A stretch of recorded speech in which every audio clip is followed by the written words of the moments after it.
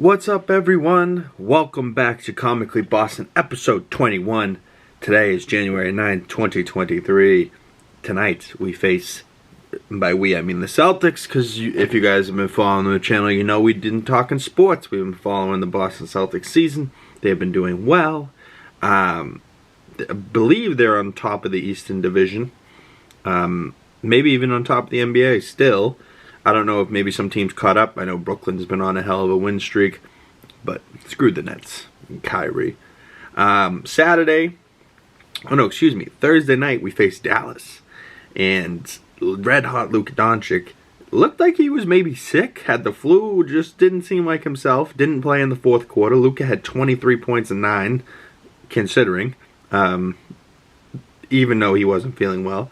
Jason Tatum had his second career triple-double. He dropped 29, 14, and 10. JB had 19, wasn't really shooting well himself. It was a tough night for the boys over in Dallas. And then, throughout the NBA, Lauri Markkanen had 49 for the Jazz. 49, 8 rebounds, 6 three-pointers made. I really like Lauri Markkanen. I think he's a very tall, skinny white boy. You know, and he can hoop, motherfucker. He can shoot the ball. And I liked him on the Bulls. Sad to see him over with the Jazz now, but hey, the Jazz have been doing their thing over there. I just didn't like how the Jazz had Donovan Mitchell and Rudy Gobert, and that was like a solid duo. And then I don't know if those two were button heads, but all of a sudden Rudy's in Minnesota and Donovan Mitchell's in a Cavs uniform dropping 71. Like, that just doesn't make any sense. But Donovan's been playing well. Rudy's been doing not so well, but I don't know. Rudy's a former defensive player of the year, so that man needs to get his respect somewhere or another. You know who else needs to get their respect?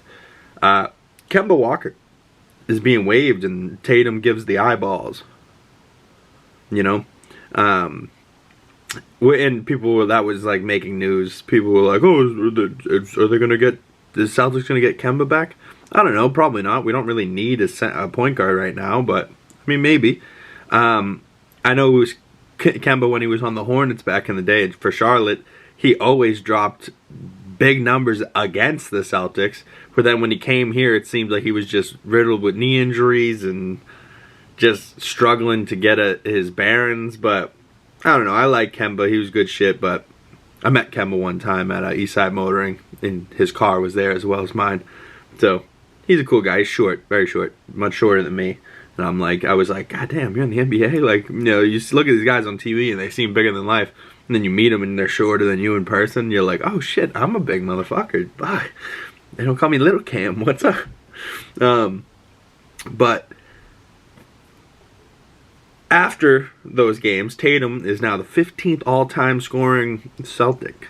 He has 8,776 points. He'll probably pass maybe 10,000 points for the season. By the end of the year, maybe. If I had to guess, probably. Might even smash that. That's only like, less than 300 points away. Tatum drops quite a few every now and again. He passes Satch Sanders, and then 14th is Don Nelson. So Tatum's 15th all time. So he passed Satch Sanders, and now 16th. 14 is Don Nelson. I'm not sure who that is. 13 and Tony Walker, and 12 Tommy Heinsohn, rest in peace. If you guys don't know who Tommy Heinsohn was, he was the former announcer for the Celtics. Passed away last year, 2 years ago. Now there's Brian Scalabrine doing the games with Mike Green. But they're both good. Tommy Heinsohn, though, rest in peace, what a legend. So we picked up the dub versus Dallas, 124-195. We improved to 27-12. And then we picked up a dub versus the Spurs, 121-116. That game was too close for comfort, really. It gets close down the stretch. Tatum hits a big shot towards the end of the game. Improving our record to 28-12. JT had 34. JB had 29. Brogdon had 23 and 7 off the bench. Derek White had 11 assists. Rob Will had a double-double, 10 and 11 rebounds, 4 blocks. When Rob Will's on the court doing his thing, he does well. And I love that Tatum after the game was like, yo, Rob Will, you middle of the game, but he said it in the press conference. Middle of the game, he looks at Rob Will and he's like, hey man, you still a minutes restricted? He was like, nah. He goes, get your fucking ass back in the game. Like, apparently Tatum really likes playing Rob Will. Maybe he just likes to have that young legs with the defensive help behind him. You know, like Rob Will just, he helps on defense and he's constantly active. But man, is that boy a beast, you know? He really is. But combined, the Celtics versus San Antonio, Jason and Jalen had 63 combined. They were 25 for 52 for shooting, 7 for 17 from three-pointer. Best duo in the NBA. Probably, you know, probably right now. I mean, who's a real duo that be dropping consistent numbers together all the time? You know, like they drop damn near 30 and 30 all the damn time, and it's becoming more and more frequent. So, you know, like to see that. But they got the Bulls tonight. They lost their last game versus the Bulls, I believe, at Bulls. Or maybe they faced them one time in between. But we do have a loss to the Bulls, so we'll be looking to pick another win up against them. We are going to look at two things today. One being James Cameron's reaction to the money that Avatar 2 has been making. And he had an interview with the Hollywood Reporter, and he said, I quote, "It looks like it's just with the momentum that the film has now, that it will be easily pass our break even in the next few days. So it looks like I can't wiggle out of this. I'm going to have to do the other sequels." So I don't know. For a while he was saying maybe he'll pass it on to another director, but I don't know. I think it's James Cameron's vision, and he really is going to bring the Avatar world to life, and he has through the first two movies, and I can't wait to see the third and fourth and whatever else they got going on. But we're also going to be looking at the upcoming movies for 2023. Some movies that, you know, aren't Marvel, but they're just stuff that's coming out that I'm excited for. 2022, we had stuff like Elvis.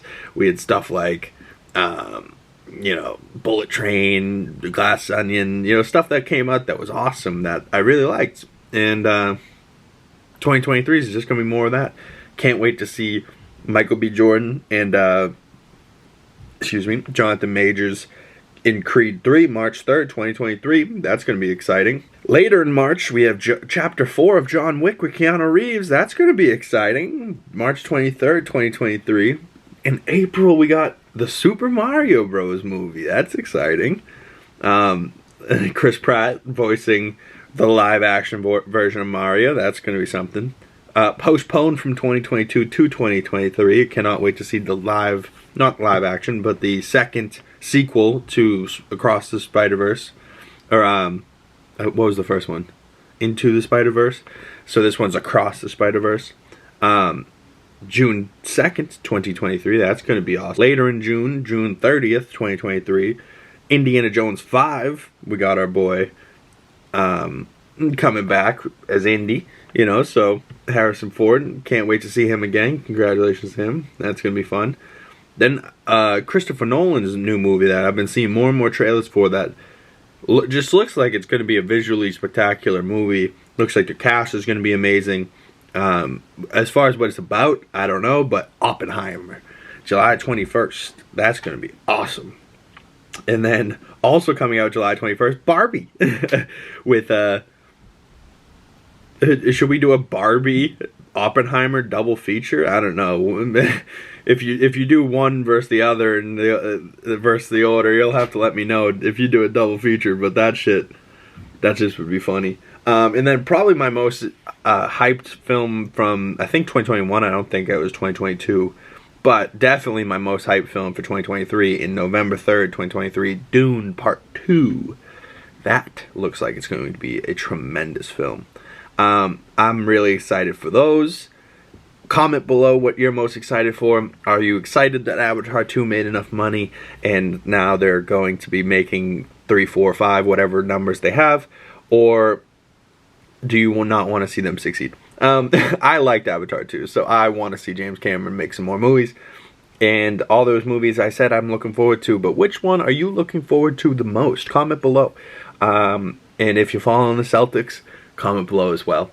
Also, I want you guys to comment below. Do you want me to separate the Celtics and the movie content? Like, because I could really go through Comically Boston and do it, you know, just a podcast talking about my life, news through the day-to-day, and be doing the movie reviews, like my favorite movie of the month, like I was saying. So, also, comment below if you want me to separate the Celtics and the movie content. I could make it Comically Boston its own thing, and then do like Celtics game day videos and just talk about, you know, the Celtics in its own thing. But I don't know. I like kind of having my sports section and then my news section, having it be it said.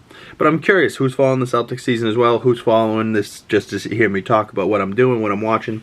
But yeah, what excites you for 2023? Comment below and let me know what you guys been doing, or DM me at Big Cam on pretty much anything. You can find me in my links for my Instagram, my Twitter will be down below in the description. But till next week, peace out, y'all. I'll see you when I see you.